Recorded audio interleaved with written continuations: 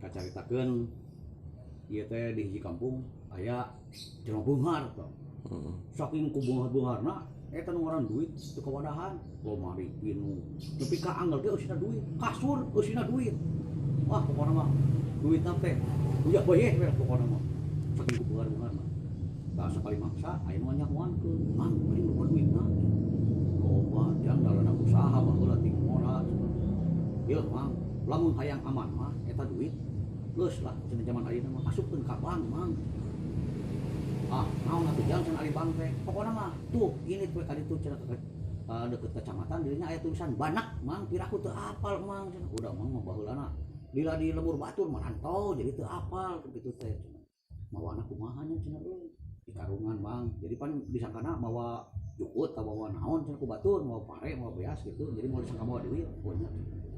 Eta mah di karungan si duit teh. Dibawa dipanggul ku manehna teh tah. Mana atuh cenah ieu teh? Ieu toko baju. Ieu toko kelontongan. Mana cenah Bang? Ieu kantor mana cenah?